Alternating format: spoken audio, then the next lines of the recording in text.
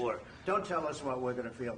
We're trying to solve a problem. Don't tell us what we're going to feel. I'm not telling you. Because you're in no position to dictate that. That's Remember exactly what this. you're doing. You're in no position to dictate what we're going to feel. We're going to feel very good. You will feel influence. We're going to feel very good and very strong. You will feel influence. You're right now not in a very good position. You've allowed yourself to be in a very bad position, and he happens to be right about it. From the very beginning of the war. You're not in a good position. You don't have the cards right now. With us, you start having cards. Right now, you don't. You're playing cards. You're playing cards. You're gambling with the lives of millions of people. You're gambling with World War III. You're gambling with World War III.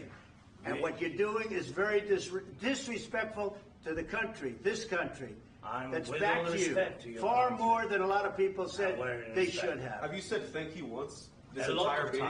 No, in this entire meeting, have you said thank you?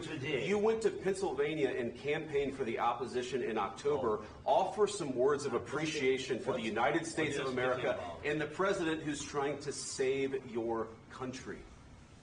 Please, you think that if you will speak very loudly about the war, He's not speaking loudly. He's not speaking loudly. Your country is in big trouble. Can I Wait a minute. No. You've done a lot of talking.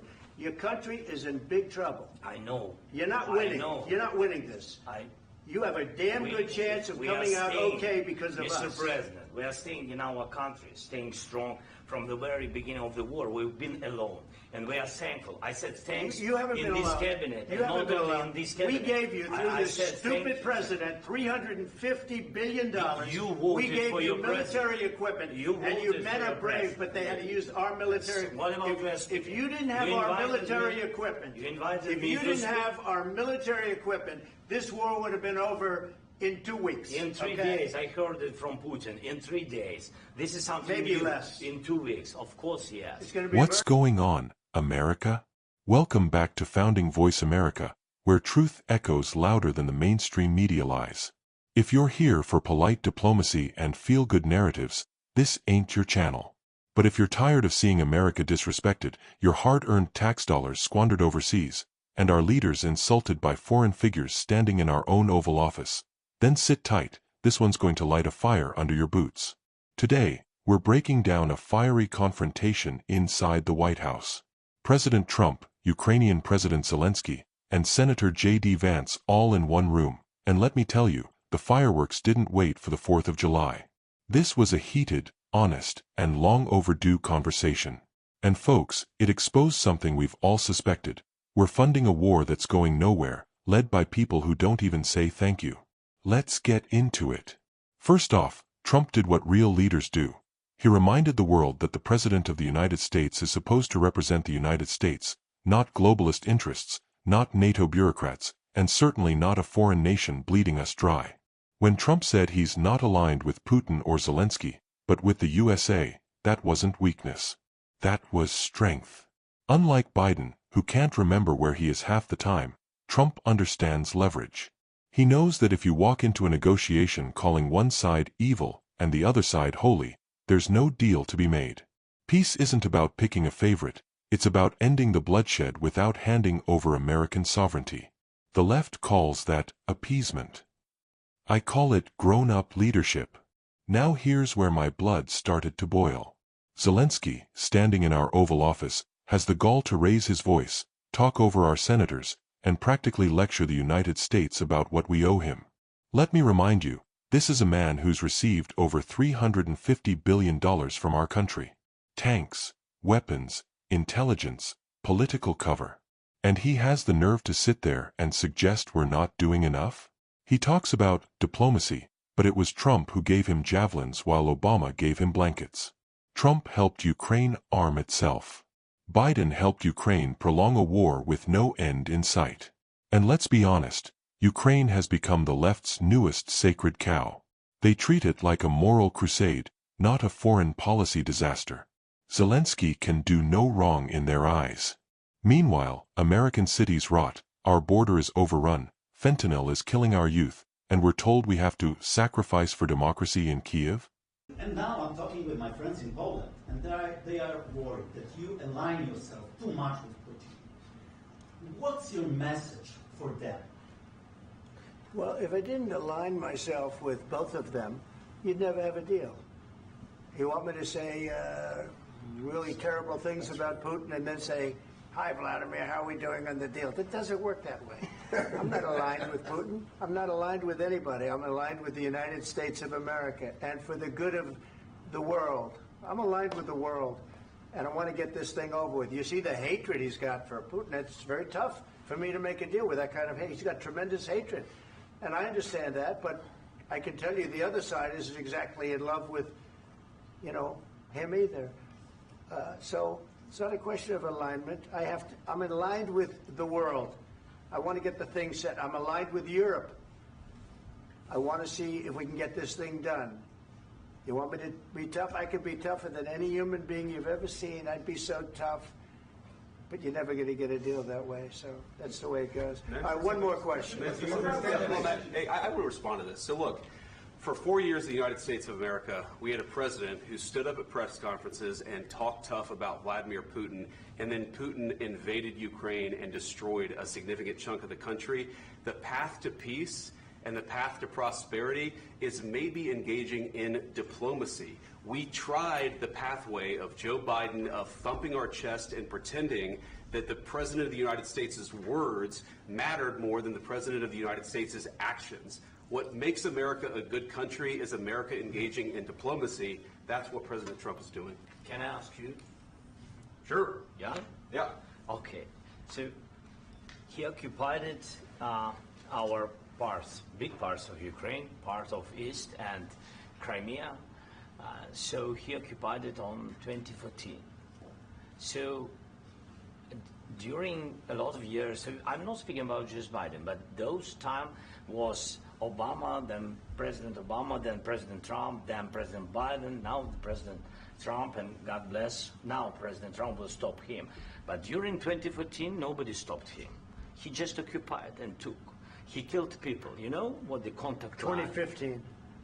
2014 2014. and 2014. 2014. Yeah. So I was not here. Yeah, but that's exactly right. Yes, but during 2014 till 2022, the situation the same. The people are been dying on the contact line. Nobody stopped him. You know that we had conversations with him, a lot of conversations, my bilateral conversation, and we signed with him. Me, like a new president. In 2019, I signed with him the deal. I signed with him, Macron and Merkel, we signed ceasefire.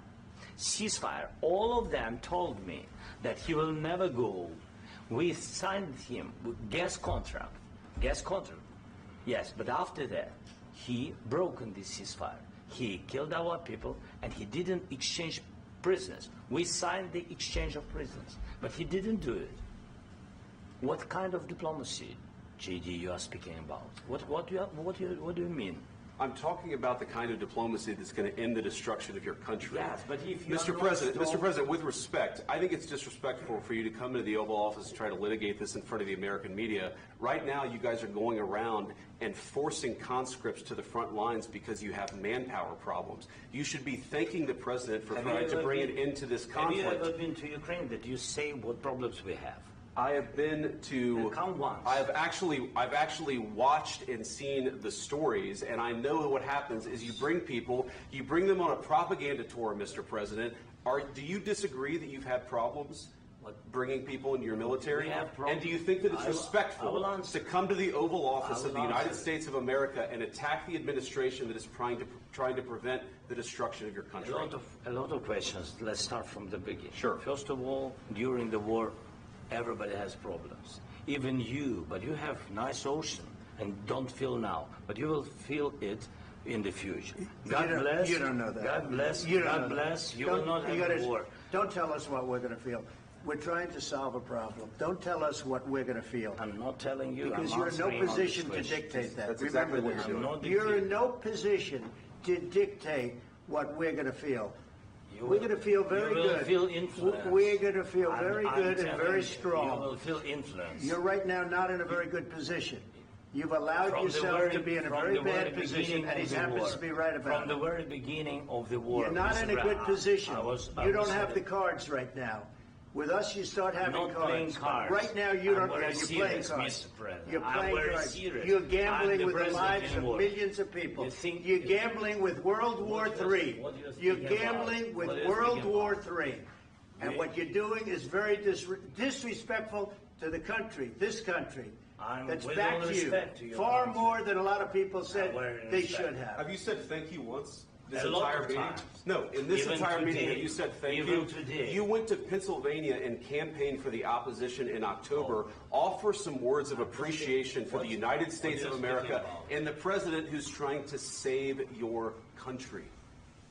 Please, you think that if you will speak very loudly about the war, He's not speaking loudly. He's not speaking loudly. Your country is in big trouble. Can I Wait a minute. No. You've done a lot of talking. Your country is in big trouble. I know. You're not winning. You're not winning this. You have a damn good chance of coming out okay because of us. Mr. President, we are staying in our country, staying strong from the very beginning of the war. We've been alone, and we are thankful. I said thanks you haven't in been this alone. cabinet, you and haven't not been only alone. in this cabinet. We gave you, through this stupid president, $350 billion. You voted we gave for you your military president. equipment, You and you voted men for are your brave, president. but they had to use our military. What about if you didn't have our military equipment, if you didn't have our military equipment, this war would have been over in 2 weeks. In 3 days, I heard it from Putin. In 3 days, this is something maybe new. less. In 2 weeks, of course, yes. It's going to be a very hard thing to do business like this. Again, just say thank you. I said a lot of times to American people. Accept that there are disagreements, and let's go litigate those disagreements rather than trying to fight it out in the American media when you're wrong. We know that you're wrong. But you see, I think it's good for the American people to see what's going on. I understand, sir. I think it's very important. That's why I kept this going so long. You have to be thankful. You don't have the cards. Thankful. You're buried there. Your people are dying. You're again, running low on soldiers. Listen, you're running low on soldiers. It would be a damn good thing. And then you tell us, I don't want a ceasefire. I don't want a ceasefire. I want to go, and I want this. Look. If you could get a ceasefire right now, I tell you, you take it so the bullets stop flying and your men stop getting killed. Of course, we want to stop the war. But you're saying you don't want a ceasefire. But I said to you, I want a ceasefire. With guarantees. Because you'll get a ceasefire faster than an agreement. Ask our people about ceasefire, what they think. That wasn't with me. For you that wasn't with me. That was with a guy named Biden, who was not a smart person. That was with Obama. It was your president. Excuse me. That was with Obama, who gave you sheets, and I gave you javelins. Yes. I gave you the javelins to take out all those tanks. Obama gave you sheets. In fact, the statement is Obama gave sheets and Trump gave javelins. You got to be more thankful, because let me tell you, you don't have the cards. With us, you have the cards. But without us, you don't have any cards. One more question to Mr. Vice President. I'm sorry. It's going to be a tough deal to make because the attitudes have to change. What if Russia breaks ceasefire? What if Russia breaks peace talks? What do we do then? I understand that it's a heated conversation right now. What are you saying? She's asking, what if Russia breaks the ceasefire? What if anything? What if a bomb drops on your head right now? Okay? What if they broke it? I don't know. They broke it with Biden because Biden, they didn't respect him. They didn't respect Obama. They respect me. Let me tell you, Putin went through a hell of a lot with me. He went through a phony witch hunt where they used him and Russia. Russia. You ever hear of that deal? That was a phony Hunter Biden, Joe Biden scam. Hillary Clinton, Shifty Adam Schiff. It was a Democrat scam. And he had to go through that. And he did go through it. We didn't end up in a war. And he went through it. He was accused of all that stuff. He had nothing to do with it. It came out of Hunter Biden's bathroom. It came out of Hunter Biden's bedroom. It was disgusting. And then they said, oh, the laptop from hell was made by Russia. The 51 agents. The whole thing was a scam. And he had to put up with that. He was being accused of all that stuff. All I can say is this. He might have broken deals with Obama and Bush, and he might have broken them with Biden. He did, maybe. Maybe he didn't. I don't know what happened. But he didn't break them with me. He wants to make a deal. I don't know if you can make a deal. The problem is I've empowered you to be a tough guy.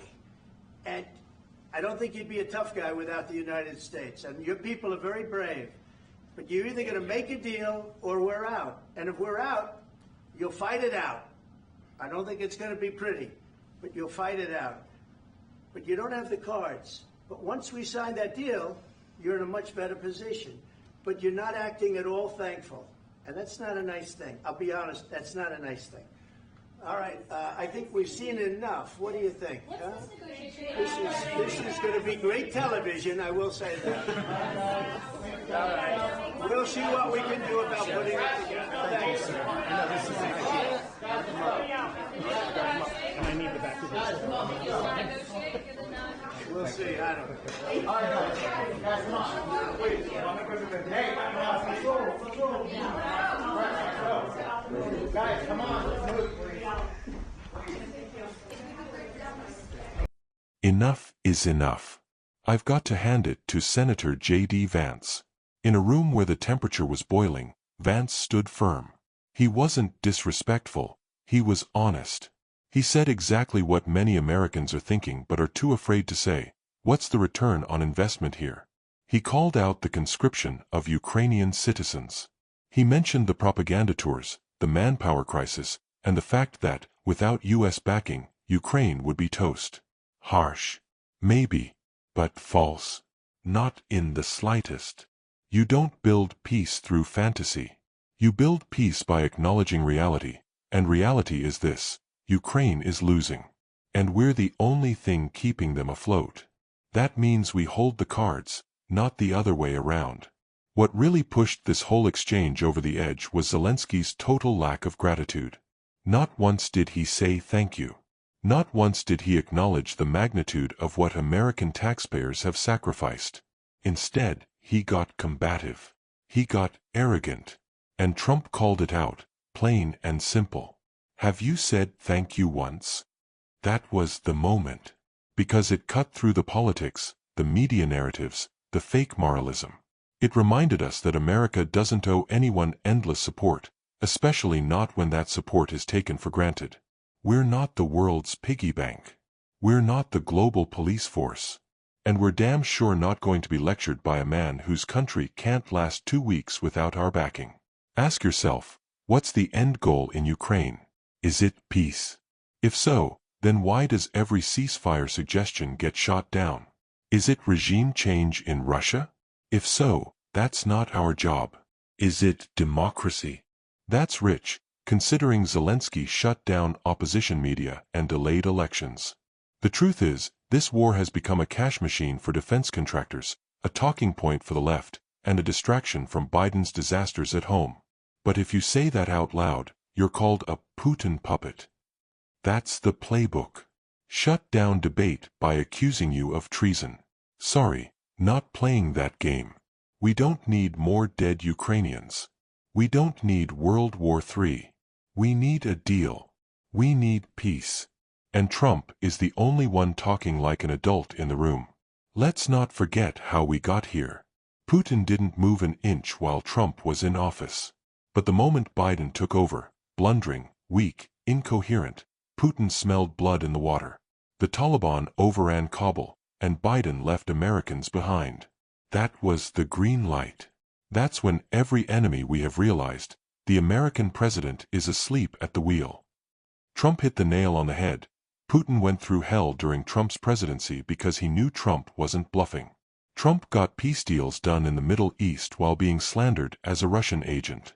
And now, the very people who said Hunter's laptop was Russian disinformation are the ones pretending they're wartime strategists. It's laughable. It's dangerous. And it's got to stop. Look, this might be uncomfortable for some folks to hear. But that Oval Office meeting pulled back the curtain. It exposed how deep the rot goes, how far we've drifted from America first, and how entitled some of our so-called allies have become. It's time to say what needs to be said. If you don't appreciate our help, stop asking for it. If you can't win the war without us, admit it. If you want to keep using our troops, our money, our goodwill, then show some damn respect. Zelensky should have walked into that room and said 2 words, "Thank you." Instead, he brought arrogance and attitude. That's not how you treat the nation keeping you alive. And Trump, once again, was the only one with the spine to say it out loud. So yeah, maybe that meeting got loud. Maybe it got uncomfortable. But sometimes the truth is uncomfortable. And if we want to save this republic, we better start getting used to it. This is Founding Voice America, and we don't whisper, we roar. If you're tired of the lies, tired of watching your country get disrespected, and ready to bring the fire back to the American spirit, make sure to subscribe, like, and share this video. Let's make sure every patriot hears this message. Stand tall, speak loud, and never apologize for putting America first. God bless you, and God bless the United States of America.